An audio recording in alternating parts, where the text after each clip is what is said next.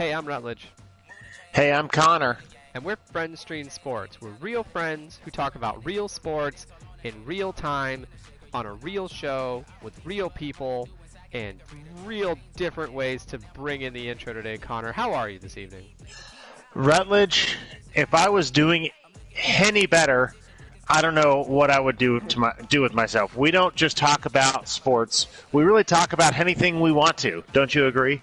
Oh, you sound, is there anything different about you right now, Connor?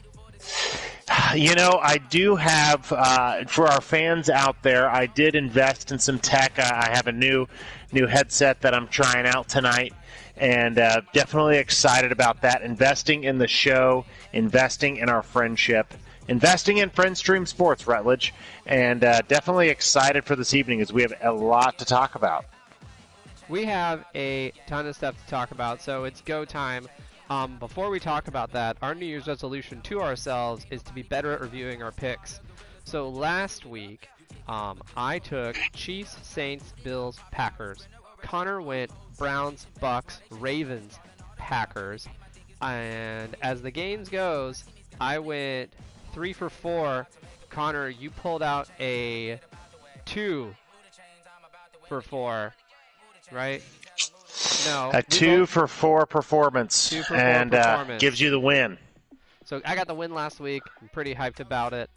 Feel real good going into championship weekend. And Connor, we have conference championship games coming up in both the AFC and the NFC. Before we break them down, which one are you really excited to watch? You know, I am more excited to watch the game that we're playing here today. I actually texted a buddy of mine earlier today saying, I wish that the Bills could play the Chiefs best out of 3 for NFL champion, and the Bucks and the Packers could just kind of not play anymore this season. And I'd be cool with that. So I'm a little bit more into the AFC championship game, although I think the NFC game has a ton to offer as well. But, you know, that's how I feel about the AFC game, Rutledge. I am also with you. I'm on the AFC game. The storylines, it feels real good to have sort of. Now I know you could say the Bucks are never there, but but Tom Brady's there, so it feels good to have two teams that have built themselves up over the past couple years to come in and be making it happen. And with two really good fan bases that I know endured some really tough times and have stuck it out, to just have them be rewarded with being in the championship game, playing each other, have two really big teams, and I think there's a lot of concern on both sides of the ball, and it all starts with Patrick Mahomes. You know, we wish best for him. He got the Liberty Bell rung out of him. Did you see that hit? Yeah, I saw the hit, and I saw what happened after Mr. Mahomes came up from that hit, and he was struggling there for sure. You know, and I think that as we start to talk a little bit about this AFC game, you know, let us remember that there's a 5-step concussion protocol. You know, it's he has to clear, and it's not a guarantee that he's going to play on Sunday. In fact, one of the interesting things, you know, let us not forget, it was nearly, you know, not too long ago where if you were getting a concussion, like, you probably weren't going to be playing this in the next week. So it's interesting to see, as much as the NFL talked a big game, you know, one of their stars is out, you know, with a concussion, and the NFL has to, you know, hopefully everything works out well and Patrick Mahomes can get to play, but hopefully there's no shorting of the process to get him into position to play. But, you know, I think in general, Rutledge, and would love to hear some of your thoughts, I think that the quarterback position for the Chiefs is actually coming into this, oddly enough, kind of going to be something that they need to shore up. I think that, you know, even if Patrick Mahomes does play, let us remember he does have turf toe. And, you know, a pretty serious injury there that could have been something that would have kept him out potentially had he struggled some more. Then you have Chad Henne, who's the backup, who, you know, converted that 4th down pass to get the Chiefs past the Cleveland Browns. But, you know, he's a backup for a reason. So would love to hear some of your thoughts on the strengths of Kansas City as they face the Bills, or the weaknesses, your pick. But I think that was I think we got to be very careful and understanding of that with the Chiefs. I am with you as well. When we wrote show notes, the only big question mark I had was concussion protocol and Patrick Mahomes. Because when you watch the film, and while Chad Henne trended on social media, and anything can happen, and anything is possible, and I'm excited for him that he had this big moment where, same with like a Nick Foles story, you put the team on your back to where like, well, here comes the backup, and you make it happen. Good for him.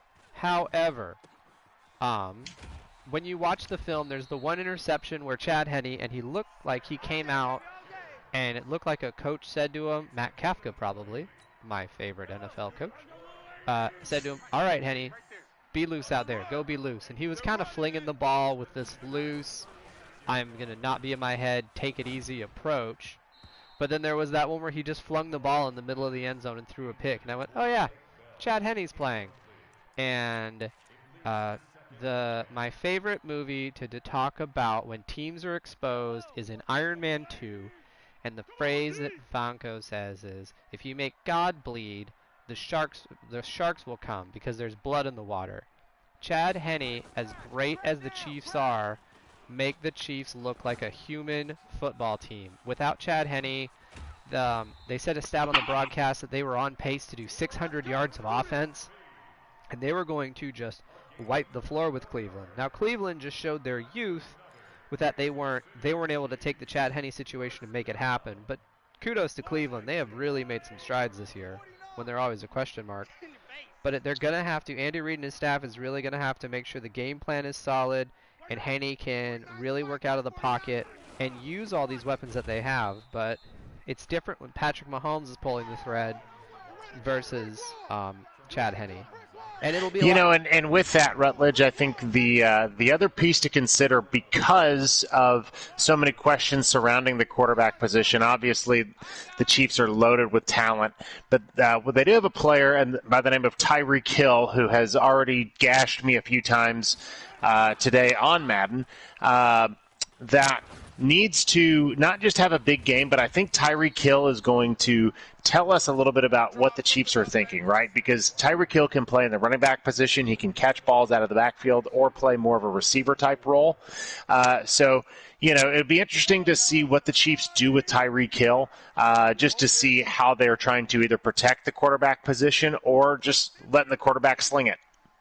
Yeah, it'll definitely be that. I'm also interested to see what happens. Speaking of Tyreek Hill, let's just throw to Tyreek Hill. By the way, hey Daniel. Daniel's come out to play at the show. Daniel Mogg is here.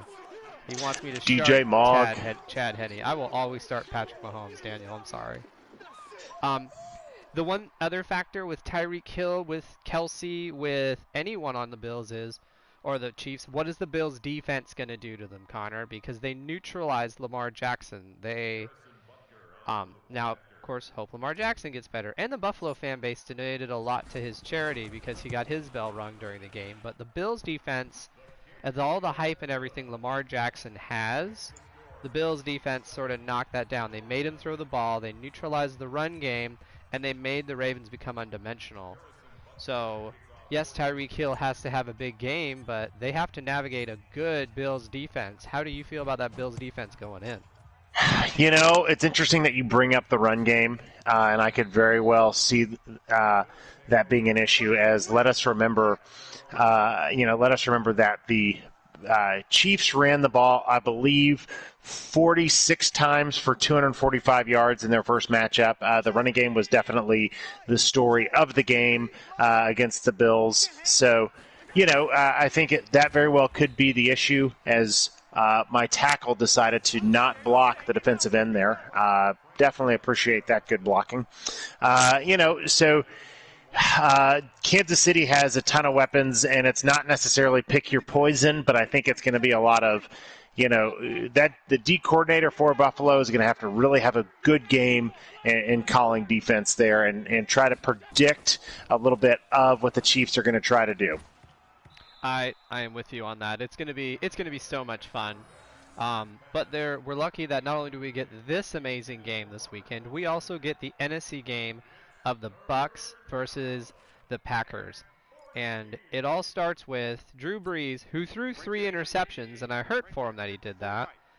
Drew Brees is kind of possibly rode out into the sunset, but is it the fact that Drew Brees had a 56% completion and 3 interceptions that the Bucs won that game, or is it that Tom Brady and team have finally figured it out? I think that a little column A, a little column B from one of my favorite TV shows, Archer, as he is prone to say, obviously Drew Brees was kind of spent a lot of the season looking like that star with the last gasps of greatness. But, Bucs had Devin White back. It's really hard to beat a team that many times in a row. They have, they're the hot team. So I think that there's some pieces there. I think the other piece too, Rutledge, I know that you are always the solid juke stick. Cole Beasley is going to be a key for the Bills' victory, not just in this video game tonight, but in real life. I don't know if you realize this, Rutledge, but number 10s have scored the first 2 touchdowns of this game. 10 for the Chiefs and 10 for the Bills. Real-time stats from real-time friends. Real-time stats. But no, I think that, this team is starting to gel, right? I think that you've got that, and not just offensively, but the way that they were able to, shut down Drew Brees on defense, I think is speaking a lot for the Bucs, and the way that their defense covered Michael Thomas, I think definitely showed that this defense is ready to play. That defense is going to have to do a lot of work and put in 4 full quarters, to use some coaches speak, because the Bucs are 10-0 whenever they are leading or tied going into the half, and Tom Brady, he usually has a bad first quarter, and then they seem to adapt and adjust. But the Packers, go ahead. Here's a fun stat for you. Did you know, speaking of the Bucs offense, they're in the playoffs. Their top 2 receivers in terms of receptions are Chris Godwin, which is, you could see that. Leonard Fournette has, I believe it was 9 receptions. It's either 8 or 9 receptions so far in these playoffs. So I think that Tampa Bay is definitely, Tom Brady's getting the ball to a lot of different receivers, which will be definitely difficult for the Packers to cover. It's going to be a lot for the Packers to deal with, but they can run, they can jump, they can pass, they can do whatever it is they need to do to make it happen. So I have a good feeling. We'll unveil picks later at the end of the show. Comment from Daniel: do you think the Bucs purposely got blown out in November for this playoff game? I don't think the Bucs would have lost as much as they would, because I could have seen Tom Brady staring at that schedule and being like, hey guys, the Super Bowl's at home. We're going to win as many games as possible because Daddy doesn't want to go on the road. So, yeah, could it have definitely been not as much? Could the playbook have been a little friend stream picks here tonight? Could have definitely been a more vanilla type playbook and not showing everything that you have. Yeah, absolutely. I could definitely see that and practicing plays just for later in the season. But, I don't think Tom Brady's necessarily saying, hey, guys, let's throw this one on purpose. Yeah, no, I don't take him as that type of guy. What was it? Julian Edelman told a really good story of that he lost to him once. He lost like a bet, and they just kept betting on stuff, and Tom Brady just never paid him. And I think he owes him like $2 million or something obscene. He just refuses to lose. Another guy that is quite a competitor is Aaron Rodgers, and he's going to be leading a pretty potent Packers attack here against Tampa Bay this weekend. He really is. I don't know who should be more worried, Aaron Rodgers or that ref that Tom Brady didn't high-five this weekend. Oh, my gosh, that was awesome. That was... I love that. Get him! First down, Connor. For all of us on our podcast, it's Tuesday at 8. It's Bills, Chiefs, Rutledge, and Connor. Score is 7-7. Connor just ran a first down, and we are playing at Chiefs Kingdom. So as we move on to the new kingdom, it's time for the kingdom of the Jags, which I want to see more memes of Urban Meyer dressed as as the guy from Tiger King, whose name just escaped me. But we'll I just think that'd call be him the awesome. Tiger King. I can't remember the name of I can't remember the name of the Tiger King guy, and I watched that series. Did you watch Tiger King? That I was more of a Last Dance kind of guy. I have a hard time with cringeworthy TV shows. It was cringeworthy. There's even some episodes of The Office that I will not watch. Like I don't watch the dinner party episode because it is so cringeworthy. Oh man, most of The Office is cringeworthy. Anyways, we digress. So, what has been cringeworthy? Rutledge. What's great segue? Many college coaches in their attempt to get into the NFL, right? When you think about Urban Meyer to the Jags, kind of my rapid reactions is I kind of think, okay, how is this going to be different than hearing, oh, well, Lou Holtz is going to crush it. Steve Spurrier is going to go be awesome. Pete Carroll, before he got Russell Wilson, wasn't exactly lighting the world on fire. Bobby Petrino, really Jimmy Johnson was the only guy to really make it work in the NFL, or really the main guy to make it work in the NFL. And that's kind of my first rapid reaction is that, a lot of hype, but a lot of question marks, right? A lot left to be seen as to how Urban Meyer can do with the Jags. And secondly, my other rapid reaction is, the offense that made Urban Meyer famous in college, right? A lot of teams adapt those schemes. And that offense is very pervasive in the NFL, in flavors throughout the league. So the one thing that made Urban Meyer special, I don't necessarily see that being a big-time differentiator. What rapid reactions do you have? Oh, I usually wait 15 minutes in order to get my rapid reactions. But rapid reactions with Urban Meyer. He's already got Charlie Strong on his coaching staff as a defensive coach. My one that I read that I think will be interesting to see, of course, all eyes are who is his offensive coordinator.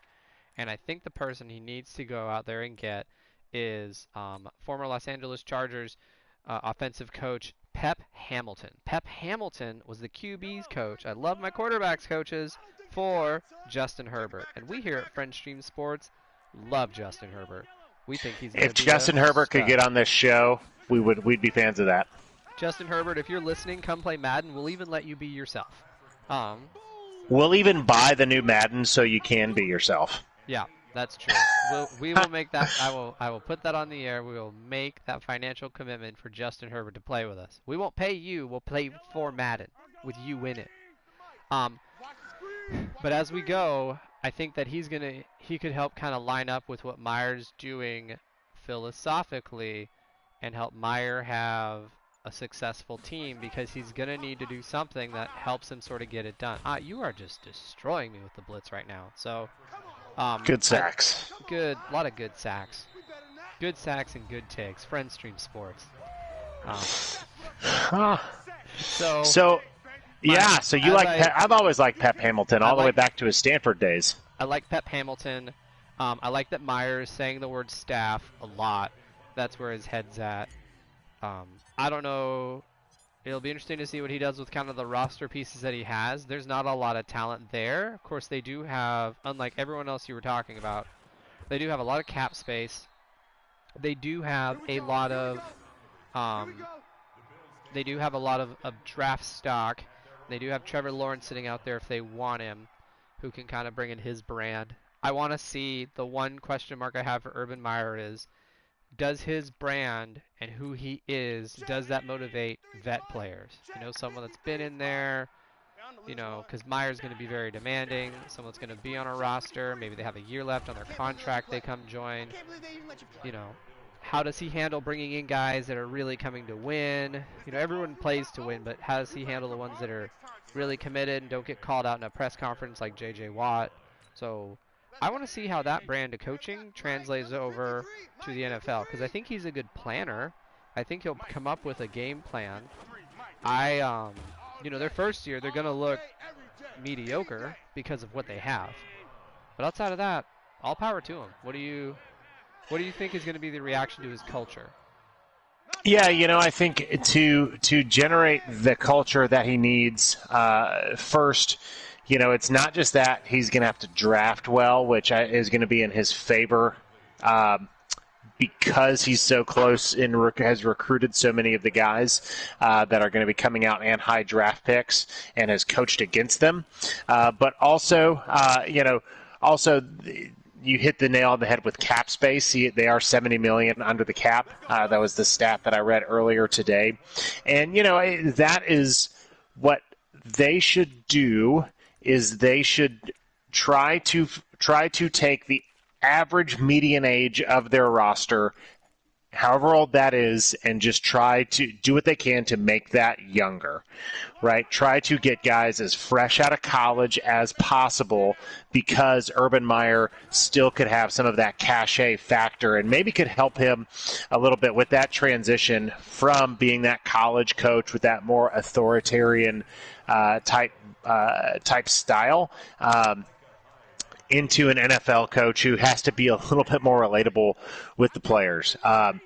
Pete Carroll, Urban Meyer is no Pete Carroll in terms of personality. At least that's how he comes off on TV and some of the other stories that I've heard. So I think that is a good way to build the culture, right? I mentioned Jimmy Johnson. One of the things Jimmy Johnson was famous for in Dallas was that he made a ton of moves right out of the gates. He was famous for that. And that was really before free agency and trading was a thing. So I think maybe trying to get some Ohio State guys that he coached. Second pick for Rutledge. He was just mesmerized by the hotness of my take. I think that's what Urban Meyer is going to need to do. Bring in his guys. He can finally do that in some respects to start with that winning culture that he needs in Jacksonville. Yeah, I can see him also taking not as big name people in order to get the buy-in and get the most out of the athletes that he has. Mm-hmm. No, I feel you. So Rutledge, as we kind of close up the half here, I mean, what do you think? What's like one quick thing that you think could maybe lead Urban Meyer to being really successful with the Jags, and what's one quick thing that you think could lead to his demise? Quick thing that will lead to him is how him and his front office evaluate talent. He has an unparalleled talent school, which is how he put a culture in place at Ohio State that is still there because so much of his culture is intact. That'll help him be successful. His demise is going to be if they don't get people that buy into his message. If he loses the locker room, kind of like a Jim Harbaugh at San Francisco, Doug Peterson in his first couple years at Philly, they come in, they're new, they're different, they have youth, they get guys excited. Then once they achieve or they peak or they hit failure for the first time, or even Pete Carroll when they lost that Super Bowl, then it starts to fall off. They have to rebuild. So what does that first fall off look for him? What about you? Yeah, no, I think very quickly, number one, how does he respond after losing? If he doesn't respond well, that could definitely be an issue. I think the thing that could lead him to success, right? Urban Meyer is not necessarily known for being a humble guy. All stories have told, and I think that Urban Meyer is going to need, if he comes into it with a real humble mindset and is willing to learn as well as teach other folks, I think that he can. I think that it can grow. He can definitely grow with whichever quarterback he takes into the Jaguars being a contender. Because let's remember, the AFC South isn't exactly lighting the world on fire. So, but Rutledge, do you know what does light the world on fire? Oh, the world famous halftime hot takes. Halftime hot takes. So before we jump into our halftime hot take, I want to frame it because I did some research. So, looking at schools and conferences that are in the NFL of starting quarterbacks outside of your random schools, we'll call them others, which is like California and smaller schools. You really only have 3 or 4 conferences that quarterbacks come from. The ACC, the Big 10, the Pac-12, and the Big 12. And other than that, your others are your random SEC or your small school conferences. Give an example, Ben Roethlisberger went to Miami of Ohio. Josh Allen went to Wyoming. So our halftime hot take, Connor, putting you to the test is, if you were someone wanting to be an NFL quarterback, what school would you go to, and what conference would you play in to help showcase you the best way? You know, great question. And I'm going to stick with the Pep Hamilton comment earlier. I'm going to go with Stanford. Here's why. NFL coaches know that you can handle complexity. David Shaw came out a couple years ago and he said, "Man, I have to recruit." It's the flip side of having such high academic standards is that you should be able to handle a very complex offense, because there are some offenses that are very simple, very plain Jane vanilla, just line up and play. So I think that NFL coaches will know that you do come with a era of complexity and being able to handle complexity. Number two is that coaches will know and be able to showcase your skills, not necessarily throwing to five-star receivers that can get themselves open, or having all day in the pocket getting blocked for by five-star guards and tackles, but being able to overcome and showcase your skills in light of talent deficiency around you to make the talent better that you have. So just in the same way, if you look at all the NFL quarterbacks and a lot of the best quarterbacks that we see today, and even Tom Brady wasn't exactly known as a stud at Michigan. I think a place like Stanford could be a great place to showcase your skills, because you will be playing in some primetime games out there in the Pac-12, and you'll get to line it up against USC and Oregon and a lot of those big-time schools. Wow. Stanford. Sounds like you are going to have a lot of homework in your college career. That I will. I mean, sure, it's a nice life, but have fun being in the library right before game day, because your paper's due on Saturday before kickoff. Have you ever been to Palo Alto? No. Is it cool? I haven't. I want. My wife wants me to take her to Napa Valley when she hits 40, so maybe then if this is still going, I'll let you know how Palo Alto is. You have to let me know how Palo Alto is, as you have her in between wine servings. Well, good on that. As far as where I would go to school, I would not go out to Stanford. I would actually go to somewhere I never thought I would say until I really looked at it for this segment. I would go to Oklahoma. Oklahoma, between Bob Stoops and Lincoln Riley, they're not just the stereotypical spread offense of the Big 12. They kind of do it a little different, also because they can get the talent around it to make it work. But today's NFL is having an athletic quarterback, circa Lamar Jackson, any other quarterback you can think that's recent.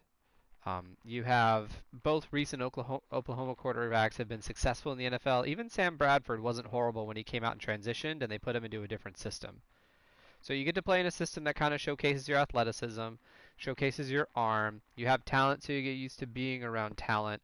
You'll play in other big bowl games, which will let them, instead of you just looking at your TCU film, they'll play against your Ohio State film, and it'll kind of expose you out there to be a bigger deal. So I think I would go Boomer and Sooner and just be chucking balls all the livelong day. But I don't know how good I would be, because I'd be eating fried butter in between plays when we played Texas and beat the tail out of them. A lot of red and a lot of white with our halftime hot takes. Would love to hear any viewers what their hot takes are, who they would play for to best prepare them to be an NFL quarterback, Rutledge. Yeah, I would love that. Daniel says I kind of already look like Baker Mayfield, so yeah, right? A little bit of the beer gut, kind of a beard. I can sell some insurance, so I can be out there. I would definitely put my flag into your turf.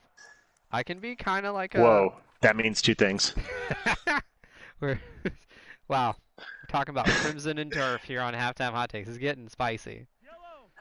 Getting spicy. And speaking of spicy here, have you been to Kansas City, Rutledge? I haven't been to Kansas City, and I don't know if I can trust you to ask if you've been, but... Actually, I've been many times, and I was going to say, they have, in terms of barbecue, if you ever go to Kansas City, you got to go to Joe's. That will help you accentuate your Baker Mayfield belly. Get the pulled chicken Z-Man. Actually, no, you'll go brisket. It's on a Kaiser roll with Swiss cheese, just great barbecued meats. Then what you do is you get the potato salad for the side, and you will feel maybe not like $1 million right after you ate it. Like Baker Mayfield. You'll feel, you could, because it used to be called Oklahoma Joe's. It changed its name to Joe's, just like Baker Mayfield used to play for Oklahoma. Now he doesn't. So, it all kind of adds up. I love that. I'm going to have to check out Joe's in Kansas City. As we are playing here 14-7 in Kansas City. Rutledge is currently losing. Some other places that are losing are some colleges are losing some people because we want to do a segment today all about the transfer portal, Connor. So tell our viewers what the transfer portal is as we break down this segment. Yeah, so the transfer portal, and this is copied and pasted off of the internet. So if it sounds like I'm reading something, it's because I'm reading something while sacking Rutledge. The transfer portal was created as a compliance tool to systematically manage the transfer process start from finish, add more transparency to the process among schools, and empower student athletes to make known their desire to consider other programs. Now, what that means for us is that... that was some good internet.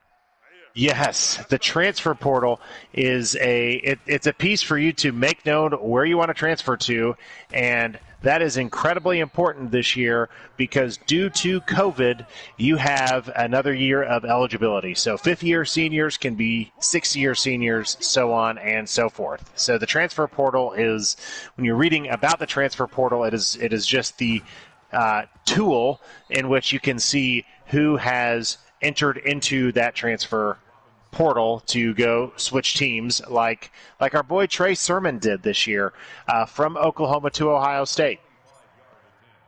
That's a big transfer, and look how it worked out for him. Did I miss a field goal? I got the field goal. No, you made it. Good job. Good job.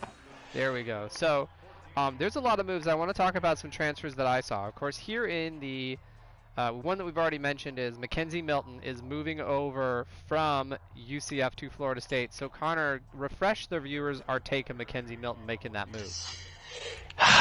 Mackenzie Milton definitely was a really good system quarterback at UCF. Florida State has, and this is from a Florida State fan, Florida State has a ton of issues, especially on offensive line. A guy whose knee was turned, in essence, into a fine white powder. He's going to have to, he's going to have to compete well.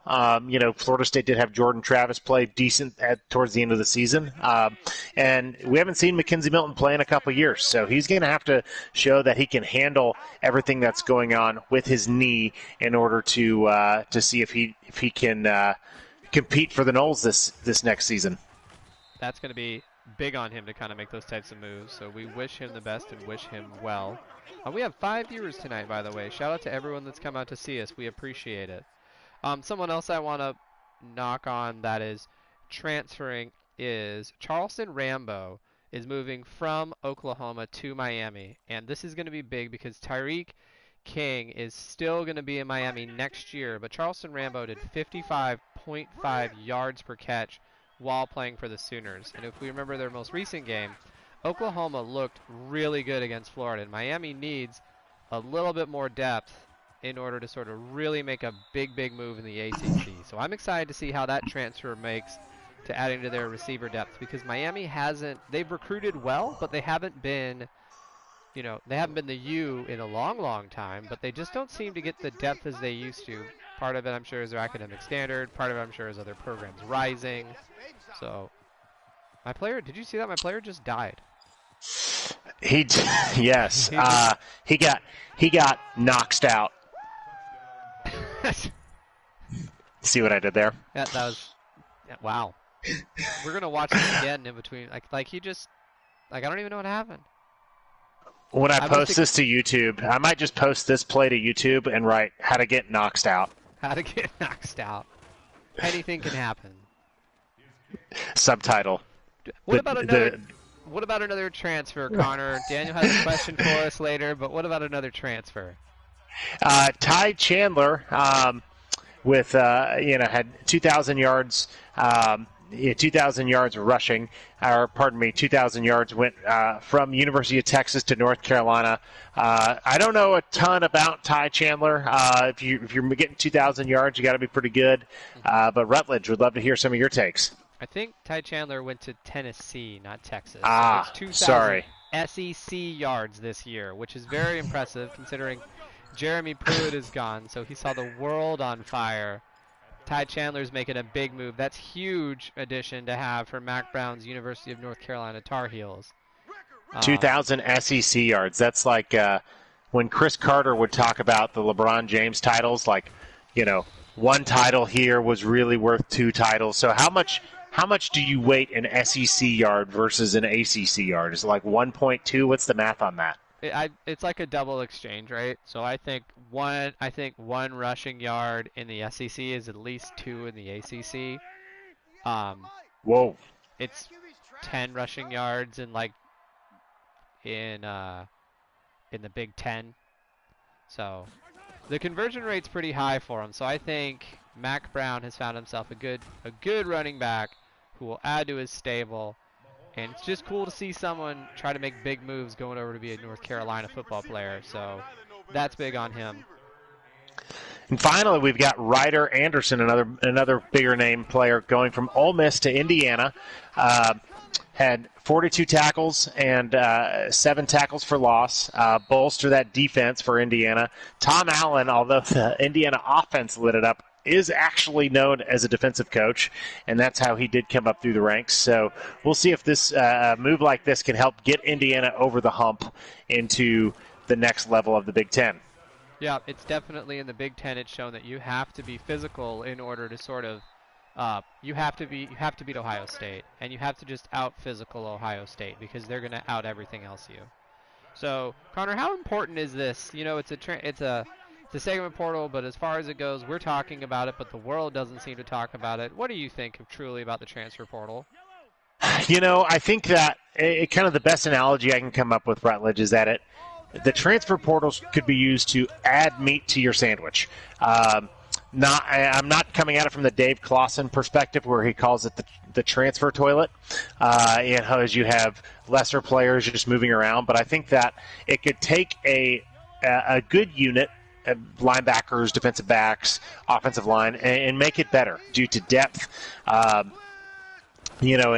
things like that. I think that to put, Florida State, for example, what they're doing because they're losing a lot of players and they're not exactly bringing in a large recruiting class. They are taking a lot of transfer portal players to kind of add some experience, to their roster. And I think one thing to think about is, how the best players are not worried about playing time. Best players aren't worried about getting on the field, which is what you're going to see from a lot of these players. But the best players are already out there. When I played at a high school, in Florida, I played at a smaller high school. So from time to time, we'd have players from larger high schools transfer in who, maybe were, a second string this or a second string that, but they could get first team reps at the school I played for, just because we didn't have as big of a team. So if you are a fan, don't put too much emphasis on this. If you're a coach, don't put your whole career on the success of the transfer portal. But I definitely think it could take a 6-win team and turn it into an 8-win team. Could be really good to add, and could be really big stuff. Before we dive into our NBA talk, what do you feel about the end zone fumble rule, Connor?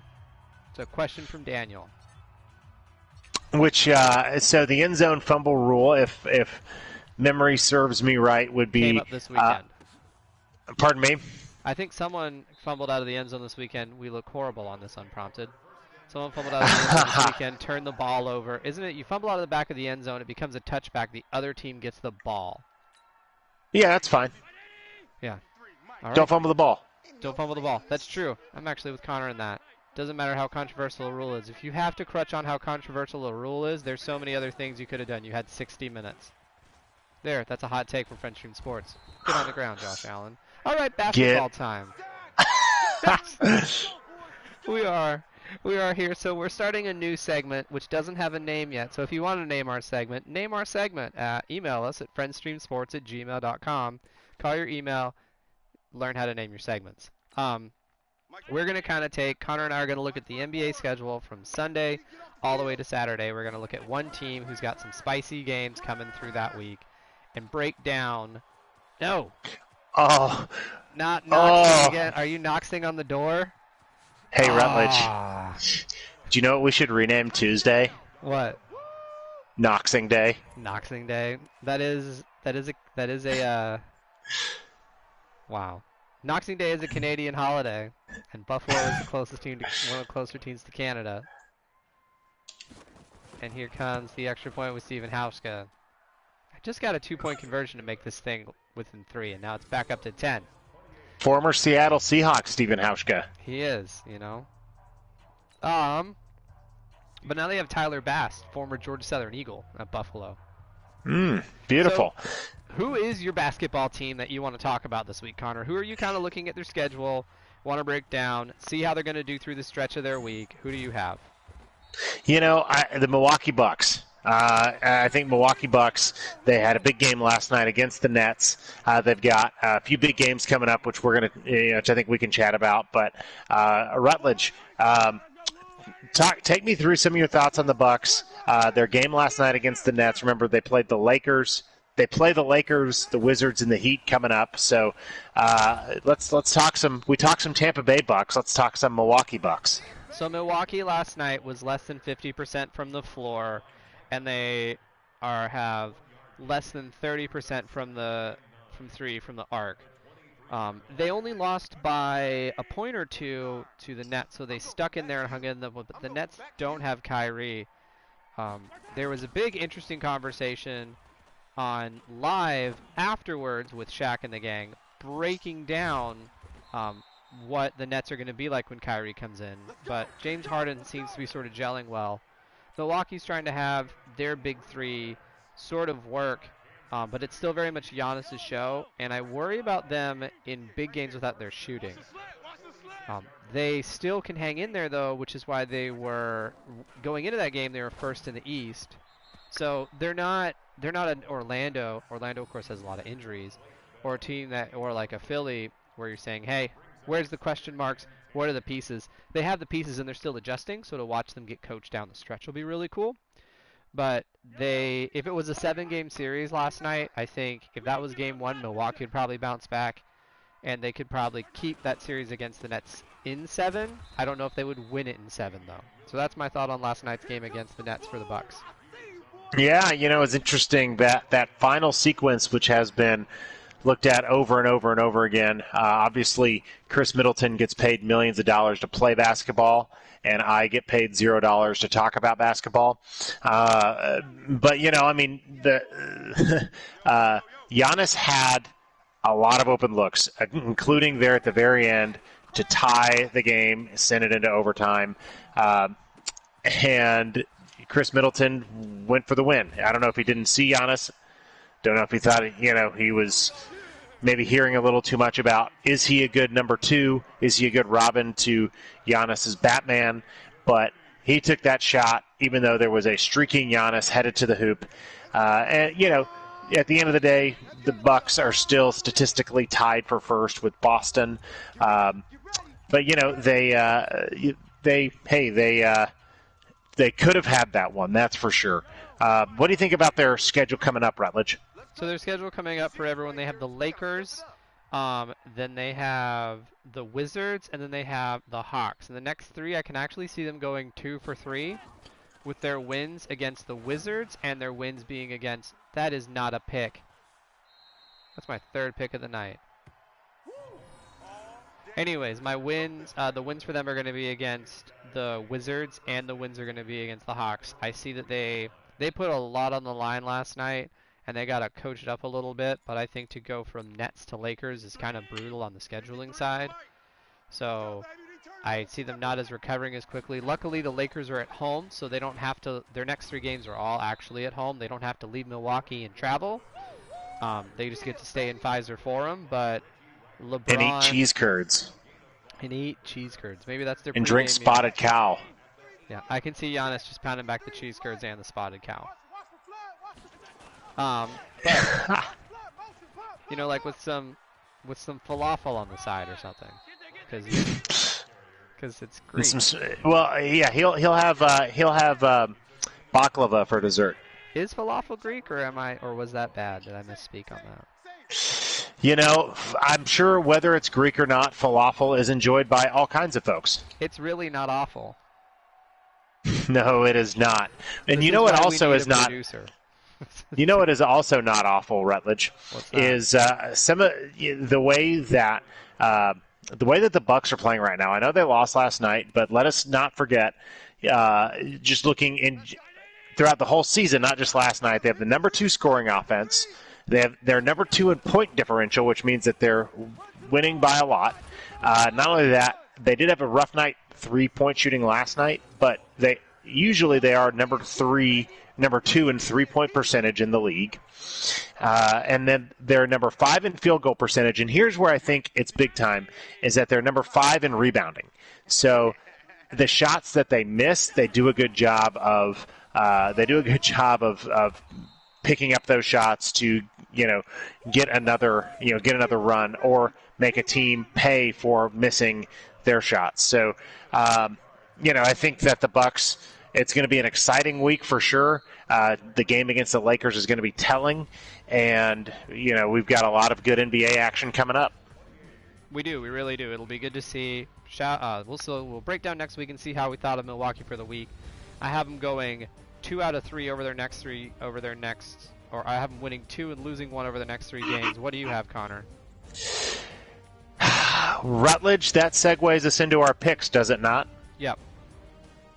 So, our first pick of the night here, Lakers-Bucks on Thursday, and I purposefully did not answer this because, Rutledge, I think that, I know people can say LeBron James is not going to lose 2 in a row, especially after blowing a 19-point lead. I think Milwaukee's going to come out with a lot to prove, and I think that the Bucks are going to beat the Lakers into a 3-0 week. Wow, that's big. You have more faith in you have a lot of faith in Milwaukee. I have LeBron winning, and I have him taking it. So, LeBron you don't like a mad LeBron James. It's a long day at the office. True. So, what can shorten a day at the office is a nice trip to New Orleans. What are we thinking about? The Pellies versus the Jazz. Oh, Zion is absolutely tearing it up. He put up 30 points the other night. He is emerging as a stud. So I have the Pellies.